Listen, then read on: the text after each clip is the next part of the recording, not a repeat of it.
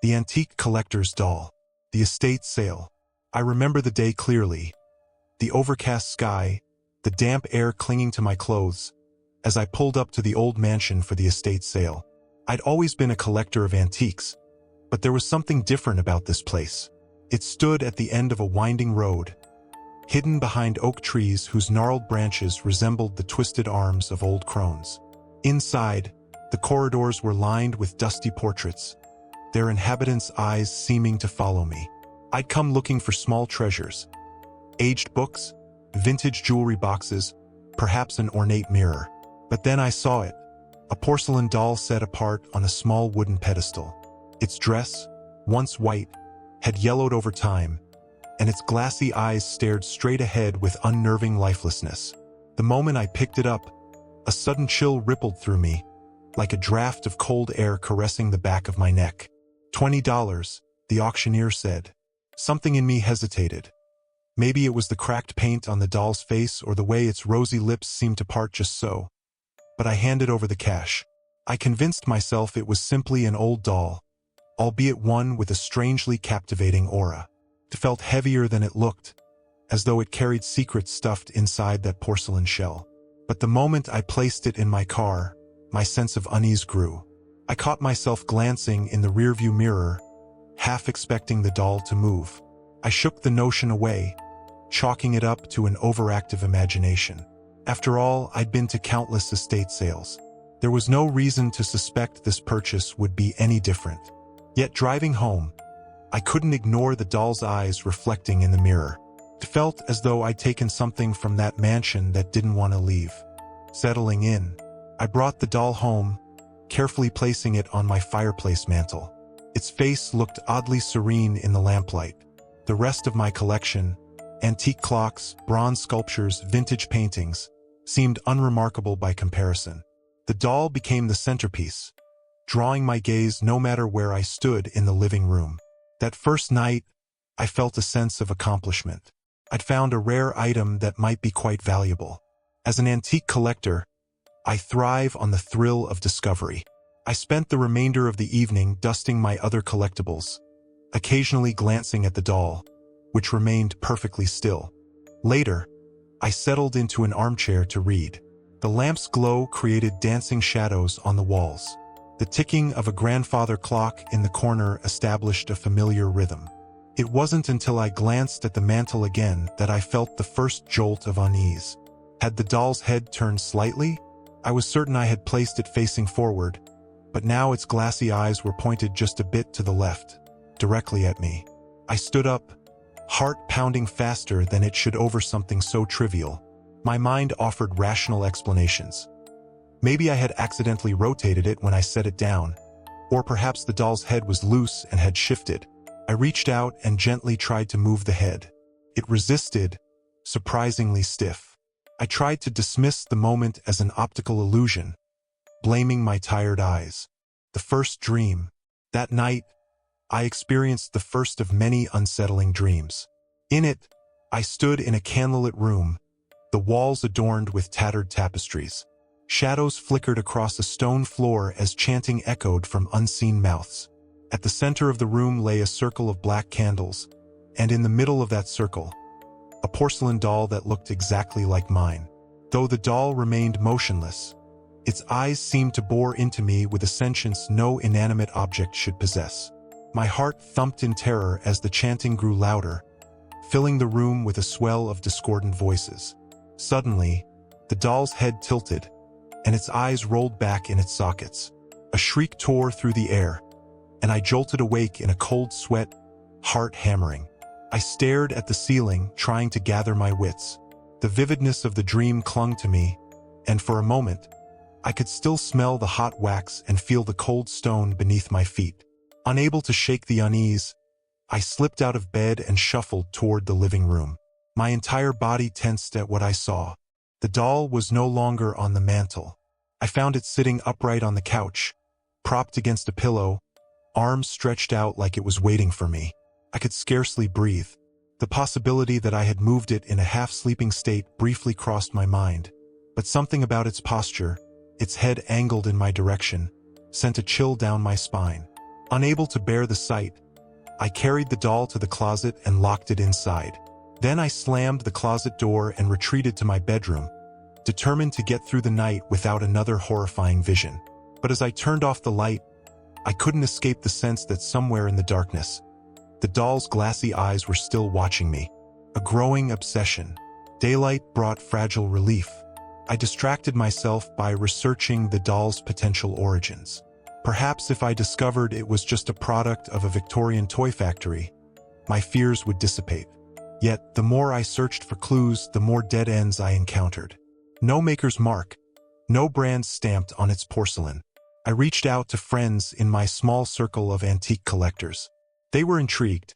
Some had heard rumors of dolls allegedly cursed or inhabited by spirits, but those stories always sounded more like urban legends than truths. Still, a friend recommended I check local archives or speak with a historian. Maybe the house I'd visited for the estate sale had a story all its own. As I dug deeper into local records, I uncovered only fragments. Mentions of a reclusive family who once inhabited that mansion, rumors of suspicious activities that ended when a devastating fire claimed the lives of several occupants decades ago. Nothing explicitly mentioned a doll. Yet, I found one note about a set of ceremonial objects once auctioned off after the tragedy. Could the doll have been among them? Despite my fear, I felt compelled to unravel the mystery. Each night, my dreams continued. Candlelit ceremonies, robed figures chanting in an archaic language, and always, the doll appeared in the middle, as if it were the focal point of every ritual. I'd wake up sweating, an unexplainable dread gnawing at my mind. Yet, I couldn't bring myself to destroy the doll or throw it away. There was a gravitational pull I couldn't resist, as though the doll demanded I learn its secrets. With each passing day, my concern grew that I might already be too entangled in its malevolent history to break free. Noises in the night. For a week, I managed to keep the doll locked in that closet. Yet the eerie happenings didn't stop. Night after night, I heard soft scraping sounds along the walls, light tapping that seemed to come from within the closet door itself. My rational mind pleaded that it was just the house settling, or that some rodent had found its way into the walls. But deep down, I knew better. Eventually, my sleep deprivation got the best of me. Around 3 in the morning, I jolted awake to the sound of distinct humming, like a lullaby sung by a distant voice. Every hair on my body stood on end. Gripping a flashlight, I tiptoed to the closet. The humming faded as I approached, replaced by a dreadful silence. With trembling hands, I unlocked the door. At first glance, everything appeared normal. The old coats, a spare blanket, some boxes. But the doll was missing. My heart lurched into my throat. Panic surged as I tore through the closet, flinging coats off their hangers, scattering boxes. Then I heard a small click. I swung the flashlight beam around the living room. There, by the window, sat the doll, its head turned toward the moonlit glass. It was as if it had crawled out of the closet on its own and taken up a seat to enjoy the moonlight. My legs wobbled, nearly giving out beneath me. Fear turned to desperation. I grabbed the doll and stuffed it into a wooden trunk in the basement, slamming the lid shut. I fumbled for a hammer and nails, sealing the trunk with frantic intensity. Only then did I allow myself to breathe again. As I stood there in the dim basement, my heart pounding like a war drum, I wondered how much longer I could endure this escalating terror. Confessions to a friend. I couldn't keep this madness to myself anymore. The next day, I invited my closest friend, Jacob, to my home. As I poured out the sequence of events, his expression teetered between disbelief and concern. He had known me for years, trusted my judgment, but this story was nearly impossible to swallow. Still, the anxiety in my voice was undeniable. I led him to the basement. Together, we pried open the trunk. The doll lay there, perfectly still, just as I'd left it. Jacob let out a nervous chuckle. "It's just a doll," he said, trying to reassure me. To prove his point, he picked it up, examined it closely, and found nothing overtly wrong. No hidden compartments or mechanical parts that could explain its movements. I almost convinced myself I had blown everything out of proportion, until Jacob placed the doll on a table under the glare of a single light bulb. He pointed out faint scratches along its porcelain arms, as though it had been clawing at something. We both fell silent. Despite his skepticism, Jacob advised me to document everything. "Film it," he said. "If it's truly moving on its own, catch it on camera." Desperate for any logical approach, I agreed. We set up a small camera in the basement, pointed directly at the doll on the table. Then we left it recording overnight, hoping to capture some proof that I wasn't losing my mind. Before Jacob left, he squeezed my shoulder. "Don't do anything reckless," he warned. "We'll figure this out." His words were meant to calm me, but they only highlighted how uncharted this situation truly was. If the doll had secrets, the camera might finally unveil them, or perhaps reveal something far darker. Disturbing footage. I barely slept that night. Dawn broke as I headed to the basement, bracing myself for what the camera might have captured. The red light blinked steadily, indicating it had recorded the entire time. With shaking hands, I rewound the footage and pressed play. For the first hour, nothing. The doll sat lifeless on the table, no movement except the shadows cast by the swinging bulb. I was about to fast forward when something flickered, a blur. I slowed down the playback, eyes straining. The doll's head twitched, just an inch, but undeniably a movement. My pulse raced. I watched as, over the next hour of real-time footage, the doll's arms began to shift, scraping across the tabletop with agonizing slowness. It was as if a force from within the porcelain was animating it. My entire body stiffened at the sight. The doll's lips parted, revealing darkness within. Then it pivoted its head to face the camera. I gasped. The video abruptly cut to static, as though some interference had corrupted the recording.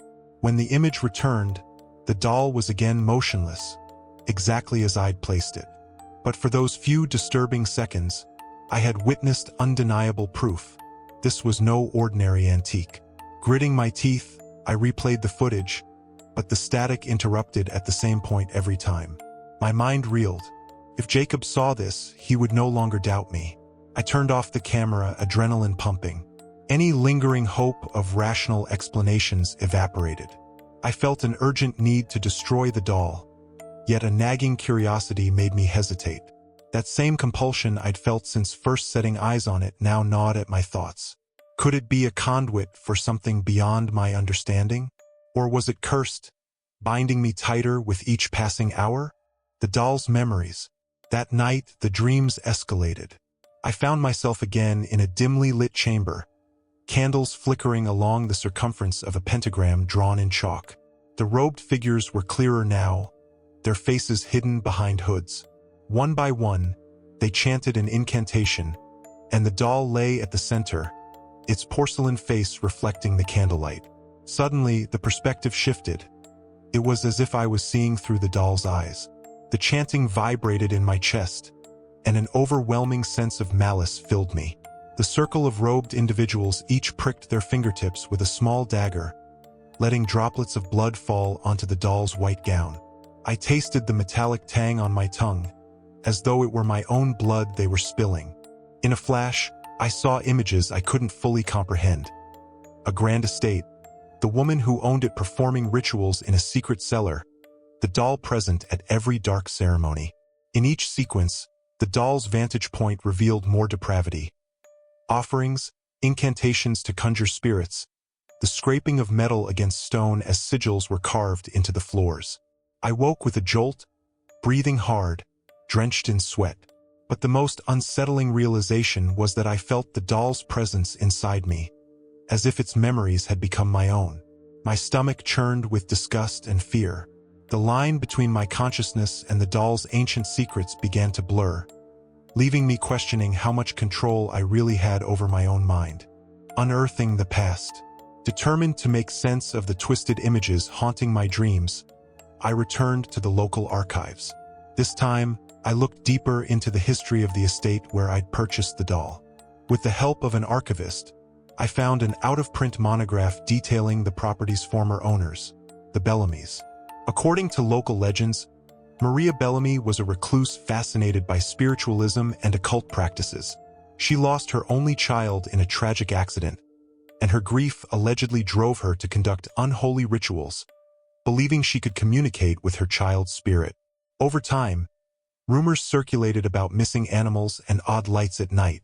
The final mention in the monograph described a fire that claimed most of the family. Some bodies were never found. One line stood out. A single porcelain doll, rumored to be used in conjurations, was among the few items recovered unscathed. Chills prickled my skin. This had to be the same doll now in my possession. The text went on to say that those who attempted to keep the doll either went insane or died under mysterious circumstances. Fear seized my heart, but I read on, learning that the doll was believed to be a vessel, a conduit for restless spirits that Maria had tried to bind. I left the archives trembling. My mouth felt dry, and my mind raced. If the doll truly housed malicious entities, what chance did I have? Yet knowledge can be a shield. If I understood what I was dealing with, perhaps I could protect myself. Or so I told myself as I drove home, eyes darting to every shadow, convinced that something ancient and evil now lurked in the periphery of my life. A consultation with the occult. After returning home, I spent hours pacing the living room, the doll locked away in the basement. I needed help beyond standard historians or antique enthusiasts. By chance, I recalled a local legend of an eccentric hermit, Esmeralda Blake, who was said to be an expert in occult artifacts. Desperate, I tracked her down through whispered referrals and obscure websites. She lived in a ramshackle cottage on the outskirts of town. Inside, the space was crammed with shelves of dusty tomes, strange talismans, and jars whose contents I dared not question. Her steely gaze studied me as I recounted the events that plagued me, from the doll's sudden movements to the nightmarish visions. Wordlessly, Esmeralda lit a bundle of sage and waved it around me, muttering words in a language I didn't recognize. She then asked for the doll. I hesitated, unsure if bringing it to her might endanger her as well. But she insisted, so I drove home, retrieved it from the nailed-shut trunk, and placed it in her trembling hands. The old woman stroked the doll's cracked face, eyes narrowing. "Yes," she whispered, "this one is a vessel. It carries the weight of many tormented souls." She refused to handle it for long and wrapped it in a heavy cloth. When she handed it back, she gave me a set of instructions. A ritual involving specific herbs, salt lines, and incantations performed at midnight. If successful, it might sever the spirit's hold. But Esmeralda's warning echoed in my mind long after I left her cottage. The bond grows stronger each day. If you fail, it may become unbreakable. I clung to the small hope her ritual offered, but dread simmered beneath that hope, reminding me that the consequences of failure could be dire. Preparations for midnight. Armed with Esmeralda's instructions, I spent the next day gathering the items she'd listed: dried sage, sea salt, black candles, and a silver dagger etched with runes. My rational mind balked at these measures, yet my experiences had shattered any complacent notions of logic. If an occult ritual was my only chance to lift the doll's curse, then so be it. I set the scene in my basement, clearing away boxes and furniture to create a crude circle on the concrete floor. With shaking hands, I poured a ring of salt around the perimeter, then placed the black candles at equal distances. Finally, I laid the doll in the center, still wrapped in the cloth.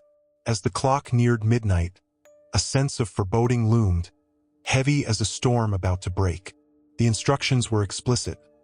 Recite an incantation while cutting through the air above the doll with the silver dagger, as if severing invisible threads. The words, in an archaic tongue, felt foreign on my lips. I rehearsed them in a whisper, hoping not to butcher their pronunciation. My heart pounded with each passing minute. I kept glancing at the doll's vacant eyes, half expecting it to spring to life before my eyes. Sweat beaded on my forehead, dripping down my temple. Midnight approached. I couldn't help but wonder if, by attempting to break its hold, I might enrage the entity or entities within. Perhaps severing the connection would unleash something worse. But fear of the unknown no longer outweighed the terror of staying bound to this cursed object. As the clock above my workbench ticked closer to midnight, I steadied my shaking hands and prepared to face whatever might happen next. Ritual gone awry. The stroke of midnight arrived. I lit the black candles, their flames casting flickering shadows on the walls. Heart pounding, I began reciting the incantation. The words felt thick on my tongue, each syllable charged with a strange energy. With each line, I traced the silver dagger through the air above the doll, envisioning invisible cords snapping under its blade. For a moment, it seemed to work. The doll lay motionless, and I sensed a subtle shift in the atmosphere, like the hush before a thunderclap. Then, abruptly, the candle's flames sputtered, flickered wildly, and went out, plunging the basement into darkness. A deafening silence followed, broken only by my own ragged breathing. My heart thundered in my ears. Suddenly, a harsh gust of wind whipped through the basement.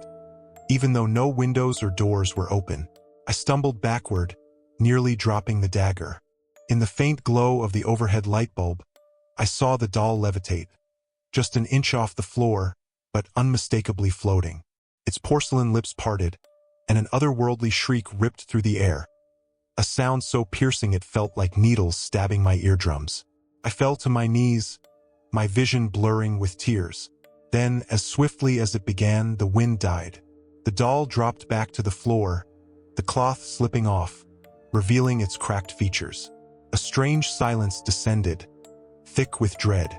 I stared at the doll, chest heaving, realizing the ritual had not banished whatever lurked within.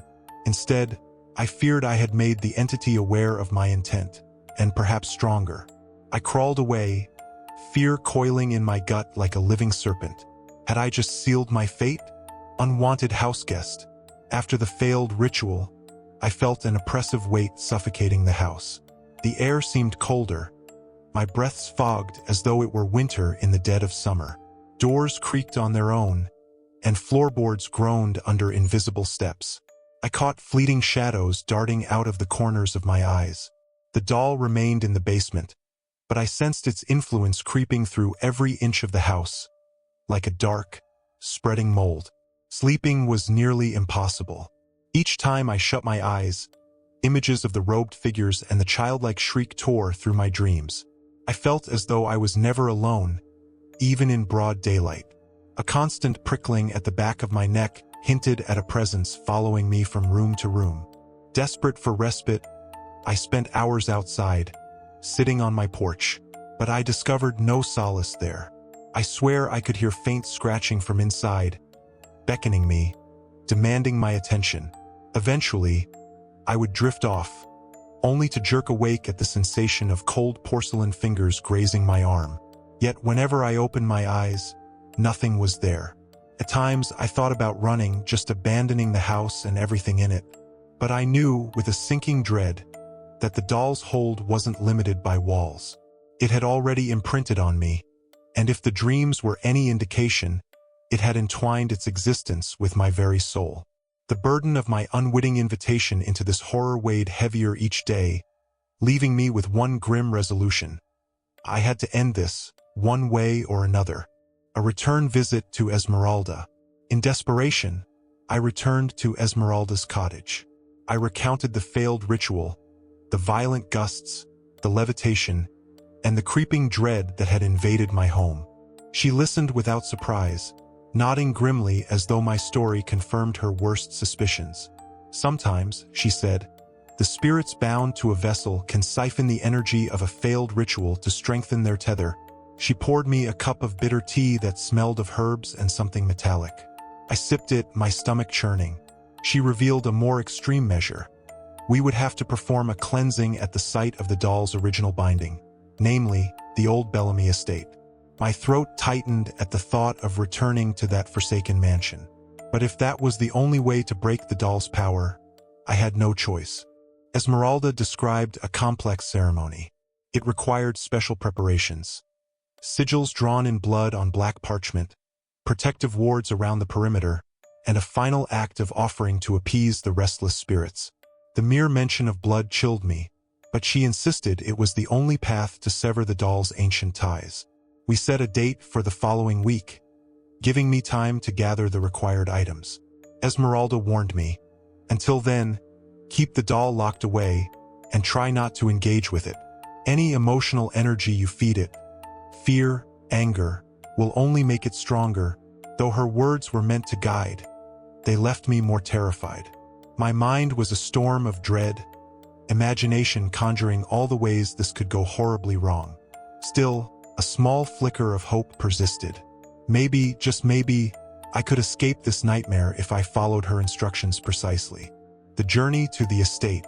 On the chosen night, I loaded my car with the ritual supplies. Black candles, the silver dagger, a vial of my own blood, and various herbs Esmeralda had prepared. Each item felt heavier than it should, weighed down by the gravity of what we intended to do. I put the doll in a sealed wooden crate, triple-locked and wrapped in thick chains. Even so, I couldn't shake the feeling that its presence bled through the barriers. Esmeralda rode with me. She stayed silent for most of the drive, eyes closed as though in deep meditation or silent prayer. The sky was overcast, and a sliver of moonlight struggled to pierce through the clouds. The roads were nearly empty, adding to the eerie stillness of the night. We finally arrived at the old Bellamy estate, its gate rusted and twisted. Overgrown weeds choked what had once been a grand courtyard. The burned-out shell of the mansion loomed against the dark sky, windows gaping like empty eye sockets. A cold wind hissed through the ruined corridors, carrying a stale, deathly odor. My steps faltered as I approached the scorched entrance. Memories from my dreams flitted through my mind. Hooded figures, chanting, and the doll at the heart of it all. Esmeralda placed a hand on my shoulder, her grip surprisingly strong. "Focus," she whispered, "or it will consume you." We found a relatively intact section of the flooring where we could draw the sigils. My pulse hammered as I helped Esmeralda sketch the elaborate shapes. The air felt charged, like the static tension before a lightning strike.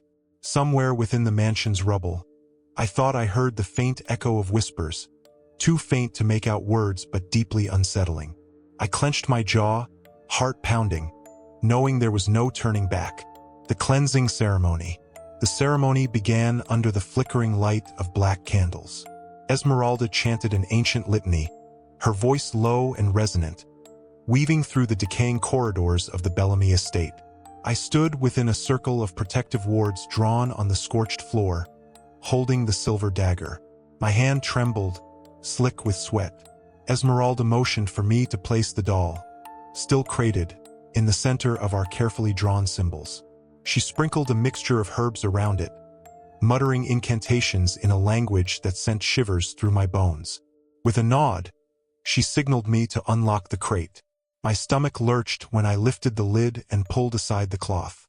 The doll's eyes were wide, almost gleaming with anticipation.